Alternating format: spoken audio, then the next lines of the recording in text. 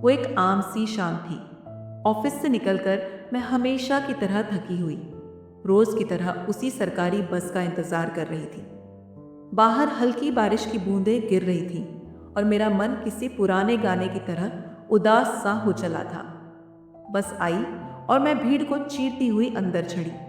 हर चेहरा थका हुआ था, किसी की आंखों में नींद थी, किसी की बेचैनी। मुझे खड़े खड़े एक कोना मिला जहां मैं खुद को थोड़ा बैलेंस कर सकूं। तभी मेरी नजर एक लड़के पर पड़ी। उम्र कोई 26-27 रही होगी। कानों में हेडफोन, गोदी में एक किताब और आंखें उस किताब में डूबी हुई। बाकी भीड़ से अलग वो शांत था, स्थिर, जैसे भीड़ में भी खुद में खोया हुआ। बस ने एक जोर का ब्रेक मारा और मैं लड़खड़ा गई। उसी पल उसने नजरें उठाई, झट से उठकर बोला, आप बैठ जाइए। मैंने थोड़ी हिचकिचाहट के बाद उसकी सीट ले ली। उसने पूछा, आप रोज इसी समय बस लेती हैं? मैंने सिर हिलाया, हाँ। और आप? मैं भी। बस आज पहली बार ध्यान गया शायद। फिर बातों का सिलसिला चल निकला। नाम, काम, किताबें, पसंदीदा गाने, सब कुछ। उसका नाम था अमित। अमित एक लेखक था, शौकिया लेकिन बहुत भावुक किस्म का। कहता था, लिखना मेरे लिए सांस लेने जैसा है। जब लिखता हूं तो लगता है जैसे खुद से बात कर रहा हूं। मैंने कभी इतनी गहराई से किसी को नहीं सुना था। उसकी हर बात दिल को छू जाती थी। अब रोज उस बस में अमित का इंतजार होता।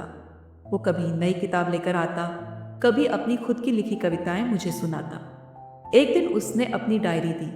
उसमें एक कहानी थी जिसका नाम था भीड़ में भी अकेला। कहानी एक ऐसे इंसान की थी जो दुनिया से बहुत कुछ छुपाकर मुस्कुराता रहता है, लेकिन किसी को ढूंढ रहा है जो उसकी मुस्कान के पीछे का दर्द समझ सके। मैंने कहानी पढ़ी और चुप हो गई। उसने पूछा, कैसी लगी? मैंने कहा, ये सिर्फ कहानी नहीं, ये तो किसी का सच लगता है।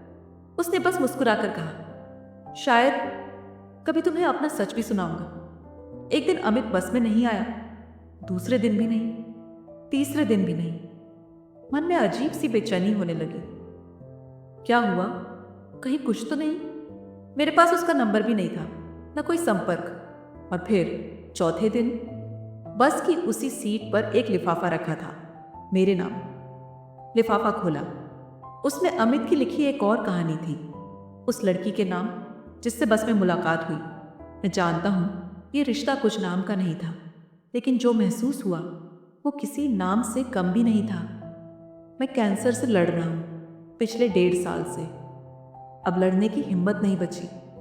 तुम्हारे साथ की कुछ मुलाकातों ने मुझे वो सुकून दिया जो शायद दवाएं भी न दे सकी। अब जब मैं जाऊं तो बस यही दुआ है, मेरी कहानियों को जीना, उन्हें जला मत देना। तुम्हारी मुस्कान मेरी सबसे खूबसूरत कहानी बन गई है।